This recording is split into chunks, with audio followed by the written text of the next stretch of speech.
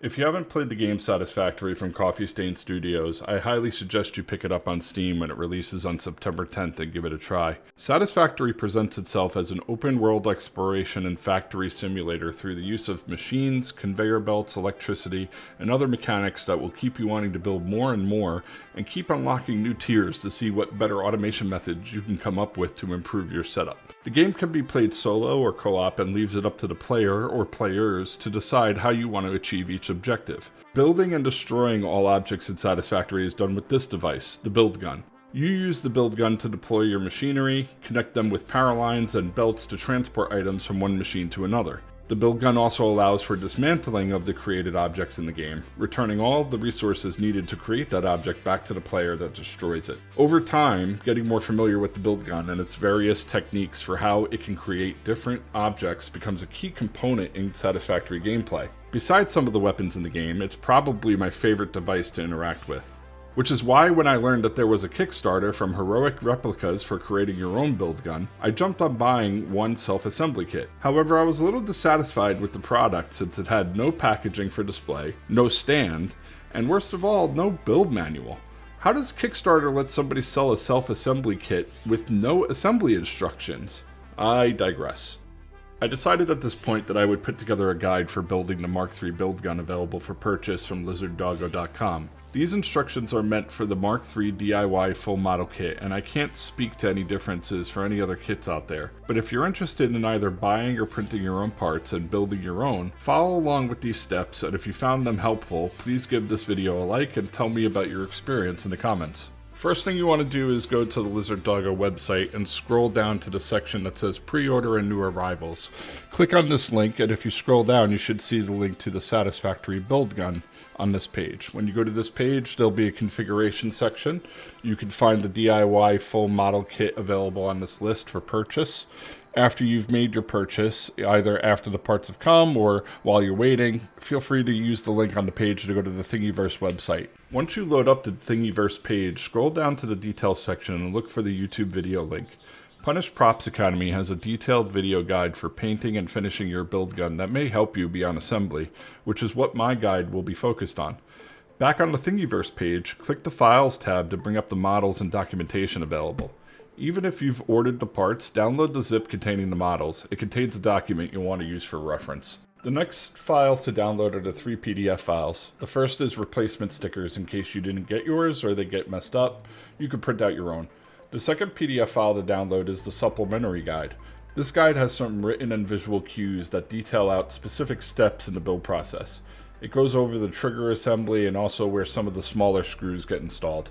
The last PDF to download is the thank you letter, which also contains the list of printable and hardware components needed to assemble this build. If you purchased a DIY full model build, it should contain all of the parts listed here, which I'll be going over next. Before going over the parts list, let's get that last PDF from the models zip file that we first downloaded. Browse inside the Mark III folder to find and copy the PDF file to a folder to open it, or extract all of the files from the zip. Opening this PDF shows visual drawings of the finished build gun from different perspectives that may be helpful to reference during assembly. Your build kit should contain these 3D printed parts: a battery cover, a lower body, a main body, an upper body, a cap hinge, a cap, a clasp, a dial plate, a frame, a knob, a ring A and ring B, which may already be installed, a roll cage, a stick top, a tab, and a trigger. The hardware and component parts that come with the kit are a battery holder, which takes 2 AAA batteries, the PCB with analog stick, a ribbon cable, a potentiometer, 4 mini magnets, a spring for the trigger, 2 small dowels, 2 larger dowels, 6 medium short screws, 3 medium long screws, 3 large screws, 11 tiny screws, 2 barrel tubes, and 2 barrel screws. You'll also have a lanyard and a sheet of stickers to apply at the end. I printed up the design PDF so I can quickly check along with it, and I'll be putting the build gun together using my iFixit ProTech toolkit. I have my fan going in the basement here, so hopefully it doesn't get too noisy. A couple of the main pieces here, the bottom, the middle, the top, they're actually made of like a high quality plastic. It's got a little bit of weight to it.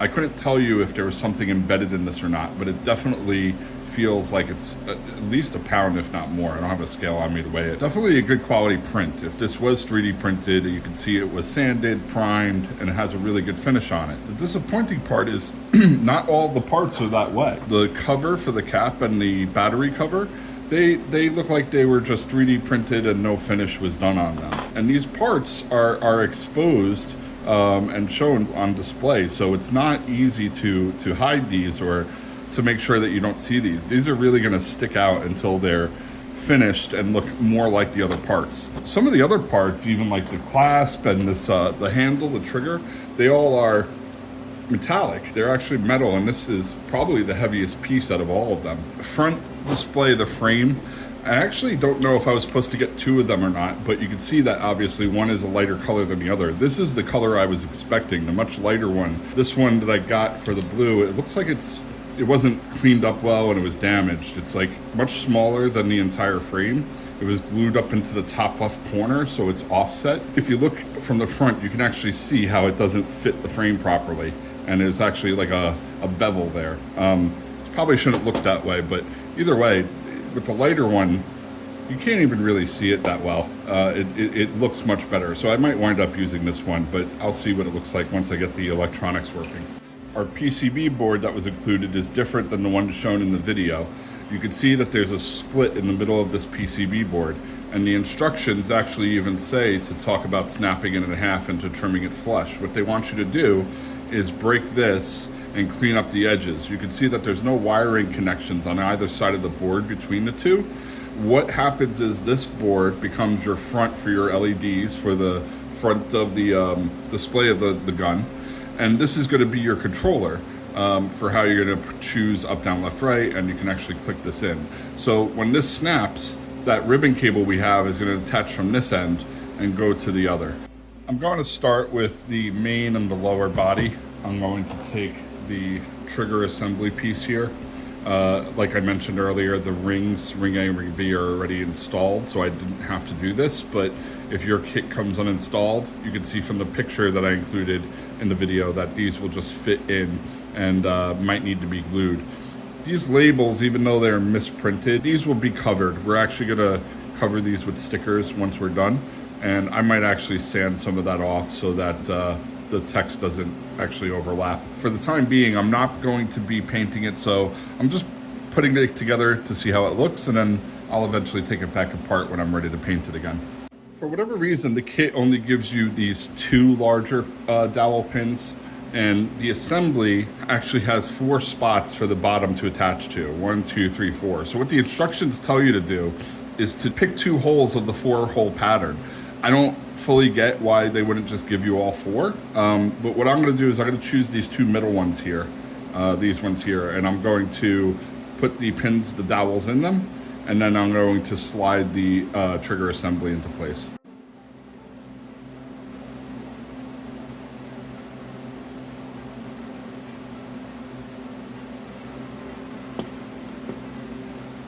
I use the edge of the table to get some leverage and push the pins in as far as they'll go.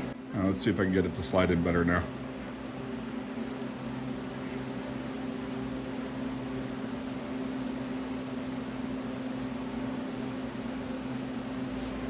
So for me, I tried working in the pegs using a pair of pliers, even using a little bit of leverage, like I said, on the side of the table to push them further in. As far as I could push these and even making the holes expand because of it, the pegs stick out a little bit further than I want them to. And what winds up happening is the 2 parts don't sit flush. The best thing to do would be to cut these pegs down a little bit shorter. Maybe about, I don't know, maybe a 1/4 inch, whatever that is. Cutting the pegs is probably not what I'm gonna do. What I could do is if I have a Dremel, and I'll get a Dremel and I'll just Dremel out these holes just a little bit better on both sides, and maybe the pegs would go a little bit further down. The reason I'm thinking maybe cut the dowels is because if I mess up the dowels, I can always get new ones. Whereas if I mess up the plastic, I'm kind of one and done. For now, I'm gonna skip the dowels, and just to put it together, I'm gonna move on to the screws.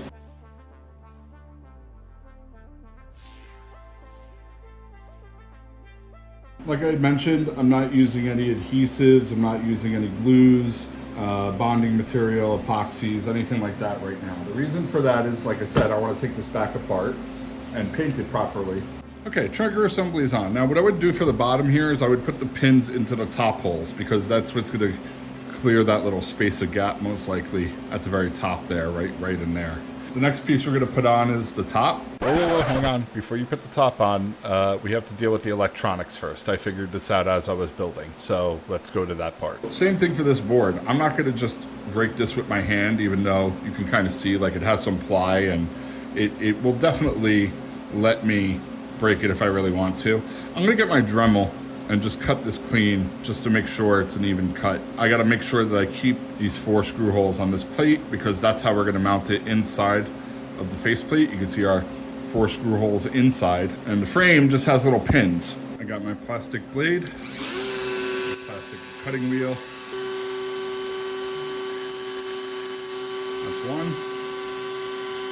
And I could probably just bend it and break it at this point, but let's just do it. I don't think we need to do anything else at this point. And I just cleaned up the end of this one. So we should be good to go. The inside of our body top has 2 screw holes. They're kind of hard to see with the lighting, but there's 1 and 2. Looking at our PCB board, same thing, 1 and 2 holes at the top and the bottom. Remember, this is the one where we have to have the ribbon cable connected. So what I'm gonna do is I'm gonna lift this little bridge. These cables and these connectors are very fragile, so you wanna be careful. Lift it up vertically, and we're gonna take our blue wire, and like they said, the blue wire facing up, we're gonna insert into the port so that half of the blue is within the port. You can actually see it when it sinks in like so. I'll try to get more light, there you go. So out of the port, and now it's in the port. And what I could do is while holding that, just close that top bridge. And now that ribbon cable's in place and won't move. All right, so this is future me. I went back a little bit, but one thing I forgot to go over when we were doing the top body, middle body, and the assembly of this button and the assembly board. This battery holder needs to actually be connected to the PCB to give it power. Before you close this all up, once you run the wire through to the bottom to the battery connector, you should also take this and run it through to the top and connect that to the board, which is what I'm going to be doing now. Put the battery holder into the battery compartment on the lower part of the main body and run its cable through to the top. Now that the cable is run through the top, I can take my PCB board and I can connect this. Just like this. And that's fully connected. You can tell because the 2 pieces, the 2 lines on this connector, I'll bring it a lot closer so you can see. The 2 lines on this connector, which is 1 and 2, these 2 are flush with the beige plastic. They won't go past that. So as long as they're touching the top of this, which is right there, that's where it should be touching, then that's what we're looking for. That's a successful connection. And as you're pushing it in, you will actually feel it. It'll squeeze onto the pins. What you want to be careful of is not pulling or pushing from the wires. You want to always put your tension on these plastic connectors at the tops, the very tops of them where they kind of come out like a T. Now that this is connected, we can now run our ribbon cable through. This is how it's going to be sitting when it's installed. So the ribbon cable is on top and the battery cable is on bottom. Now that I'm holding the PCB on the bottom of the, on the top of the main body, I'm going to turn the main body over. I want to take my ribbon cable like before, and I want to slide it up into the channel that goes to the front where the lighting is, so that's where it needs to be plugged in. And the cable is just going to sit like this, because again, the blue side of the cable needs to be facing up when it gets connected. And the connector, if we look at the lights, is on that side. So we'll have some slack once that's connected. Just put the battery compartment away for now. I'm going to set this on its side, and now if I let go, nothing's moving, right? The cable is just sitting here and it's ready for me to use, and I can pull on it a little bit just like that. So I opened the connector, I pushed the latch up on the PCB board, and I'm just going to slide this blue connector into the end of it. Now, because of the lack of slack, I might have to do this like more towards the middle where I have some room. Into the port like that. I'm just going to close the top connector again. And that's it. Our board's connected.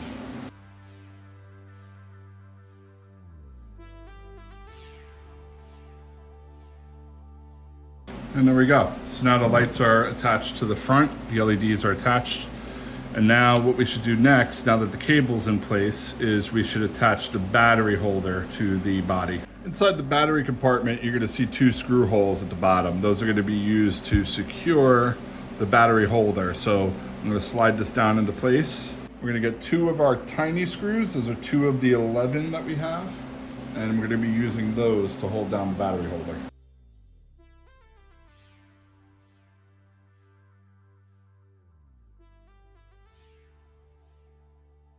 Now we can take this top and fit this in and screw it in again properly.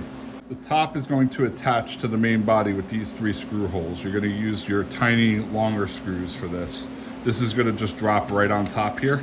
Make sure that this hole is on the right-hand side. This is going to be our little thumb button, and our cover is going to go on this side. So all 3 screws, they're going to go into these 3 holes here. So you just want to line those up.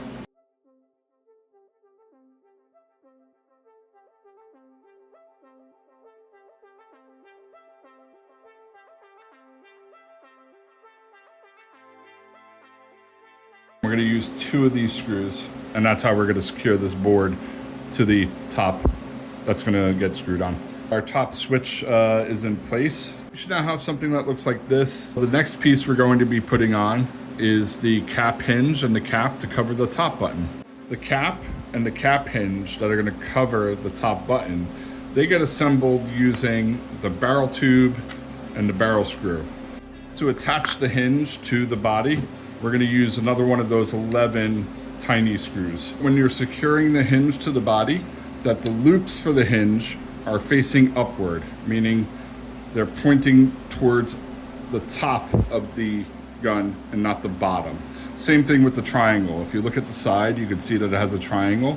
The triangle should be facing towards the bottom. That will leave it so that the rivets or the loops that are going to be used for the screw are facing towards the top of the gun. Once the cap hinge is attached, we can fit the cap in between it. And from the bottom, put in the barrel tube and slide it up. You might have to wiggle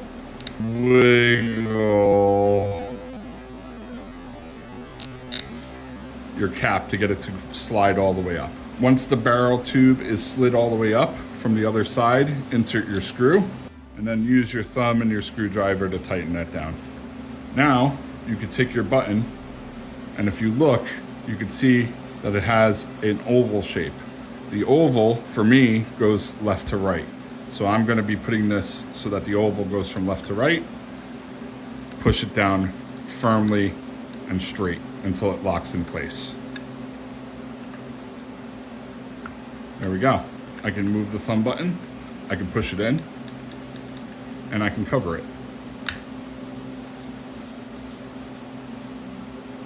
Now that we got the cap and the button on top done, let's deal with the bottom and putting in the pentachiometer. The pentachiometer isn't actually going to be hooked up to anything. This is a aesthetic look, a cosmetic display.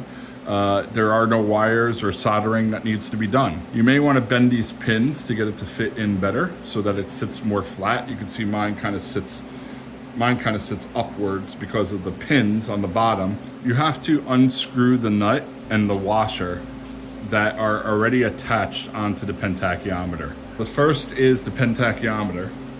The next would be a black washer, which I don't have at this time. The next would be the knob plate, which is this, it's going to just sit on. Then comes the metal washer. And then the nut. If you look at the pentachiometer, there's another pin up here that is actually causing this to not sit even. It's making it sit uneven. So what I'm gonna do is try to use my pliers again and bend that little piece of metal if I can. And if I can't bend it, I'm gonna use my Dremel and I'm gonna cut that off. Yeah, that little bit of metal is tough, so I'm not gonna bend it. I'm just gonna use my metal cutting wheel and we're gonna take it right off. If you're cutting metal, you probably wanna be careful and wear gloves because it can get hot very quickly, but this is a small little piece and it just got a little warm, so I'm good. We put on top our knob plate, which you can now see sits nice and flush. Very nice. metal washer. And our nut goes on top to screw it all down. Now the button sits nice and even right in the middle. Now we can secure it to the frame. And let's see if everything sits in flush now. It does. It all looks nice and good. And it doesn't move around. For this, I'm using 4 of our 6 medium short screws.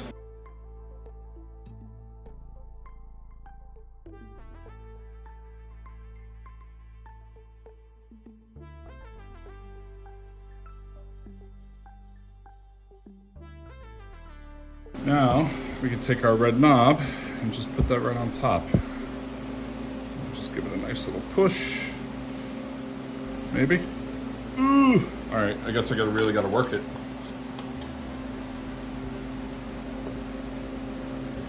Yeah, there we go. Use the leverage of the table. Now we got our little adjustment knob for turning it all the way to 11. Very cool. Next, we'll do the trigger. So we're gonna get that spring and we're gonna get the trigger handle. The 3 bumps go on the outside. So the handle goes just like that. And once we get that into place, same thing. We're gonna use another one of our barrel screws and barrel tubes to secure it in place. One thing you wanna pay attention to with the spring is that it has 2 different directions. One spring direction at the end is gonna be coming out to, let's say, to the left. The other one is coming out straight. So paying attention to which side is which is gonna matter when you're installing it. When you look at the bottom of your trigger here, there's a channel for where the spring, the L piece, should go. So you can actually see that this spring should fit right there. So now I'm holding the spring in place with my thumb. The top of this spring that's facing straight needs to sit on the top of this housing where this notch is. The barrel tube and the spring and my finger ready to go. And I'm gonna just try to wedge it in between the two and see if I can fit it into place. This is the trickiest part of the build because everything has to stay in place. And it requires pressure fitting to get it in place. And every time I mess up, this spring end just scrapes up all the plastic here inside the trigger housing. And it's like making it look more and more awful, so. This is just kind of annoying, but I might not be able to capture how to do this properly on camera just because of how annoying this step is. This is where I'm at. See? So I have to like force it through and the spring wants to shoot out. I'm pushing right on the spring now. Hopefully it will push the tube into place. Oh, I think I might have gotten it. Let's see. I feel the screw. Oh my God, I got it. Oh, what a pain in the ass. All right, so now what I'm gonna do is I have a spare screwdriver, right? Just to hold this for leverage. Just keeping pressure on this. There we go. There we go. Now I just got past the point of tension, so now it's tight. Now I can let go. Whew. That by far was the hardest part of the build because that spring doesn't have enough seating room to sit. You can see how it sticks out a little bit. That trench needs to go into the handle probably like another, I don't know, 1/8 of an inch or something like that. Whatever it is, it fits, and you can see that the spring is, can you see it? The spring is seated in there inside the spoon of the handle properly, so it's not going anywhere. The last 3 pieces to install. We have our roll cage, our tab, and then this is our clasp for our lanyard. My assumption is the lanyard goes on the bottom, so I'm trying to just slide this into place. You might have to pressure, like using a mallet. There we go. Nice fit. I like that a lot, actually. I mean, technically, if I didn't yank on this, it probably wouldn't even need screws. You see, it's like, it's in nice and tight. Let's tighten that down. You can see why if the trigger wasn't here, it'd be a little bit easier to put the lanyard on, but luckily with our screwdriver, it's not that bulky, it's not a big deal. In your case, if you have a bigger screwdriver, you might want to wait to do the handle trigger and instead deal with putting the clasp on for the lanyard. Next is going to be this tab. This tab is just going to sit on the bottom here, and it's just going to get glued on. The direction is that the port on the tab, this end, is to be facing up, so the direction we have it is correct. The last piece we're going to put in before we test light it is our roll cage. The roll cage is a pretty easy assembly. It has 3 pins, a side pin, a bulky side pin, 2 front smaller pins, which you can see from this angle, and it has 2 smaller holes, which is for these dowels are going to get installed into the front face, and that's what's going to hold in the sides of that roll cage. If you looked before putting on this top plate, there's actually 2 holes here in the body. So when this goes through the top, it's also going to secure it into the main body. Yeah, I'm going to use my tweezers for, my pliers for this. I'm going to put this in my plier. There we go. Use some force to just jam it on in there. Now, I can take the roll cage, big pin, line that up. And now, straighten the whole thing out. Okay, the good news is I was able to get these to sit in properly, because you can see when they sink into their holes where they sit, they do sit flush. The bad news is that it's not a tight tolerance, so it just pops right out of the hole. And so if it's not in, you can tell like this, but then once it sinks into the hole, like that, see? So it's flush. So I'll just have to glue this down when it's done to make it permanent, to make it look good. The small dowels that they give you to secure the roll cage to the top piece are too short. They sink all the way into the front. And because of that, they don't really help here with attachment. You can actually see there's a gap between my roll cage and the plastic because it's just not connected. It's just not long enough. The remaining pieces we have to deal with are the battery cover, the magnets for the battery cover, and the front piece, which is the frame. Look at the back face plate of the battery cover, and I can see that there's a space for 2 magnets. What I'm going to be doing is affixing 2 magnets with super glue, just like so. I have 2 on each side. That's just to make sure that I attach them properly. So when I glue these magnets down, I will glue these 2 and remove the top 2.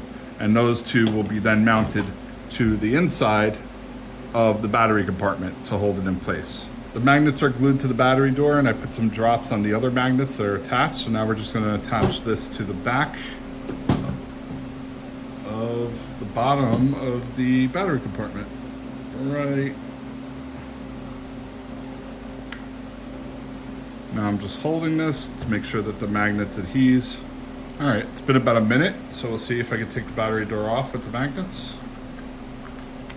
There we go. Yeah, that's pretty good. One of them actually turned, but I could fix that. These last 2 screws are flathead, and they're just going to get installed as a Cosmedic here in the side of the handle. And right next to where the tab is, those 2 screws are going to go in and just give it a more aesthetic look. All right, great. So the last piece we have to put on before we're ready to test is our frame. So again, the frame should get glued on. You can see it's got these 4 holes that line up. So I'm just gonna fit it on first just to see how it fits, which it does. It's nice and snug. It's actually very secure. Let's go ahead and put some batteries in and test it out. Now, if I flip my switch, push my button, hey, look at that. And I could actually move this in different directions if I'm rolling this thumb switch around, and it changes the button pattern. So that's it, ladies and gentlemen. I'm gonna put our lanyard on and we're all finished. The Satisfactory build gun. Doesn't look as good when it's not painted, I will admit, but I am very happy with the overall product and the outcome of it. So yeah, please, again, let me know if you have any questions, comments, likes, if this video were to help you build yours. And if you have any you'd like to show me, feel free to show off your model and how it came out. Thank you very much for watching. It's all done. So some things have to be glued down, it all needs to be painted, but it has this flip open switch and you push the button and it turns on, and you can like mess with the LEDs with the switch. It has a trigger, spring-loaded trigger, a lanyard. There's a tachyometer that does nothing. It's just for fun. But yeah, fun little build toy.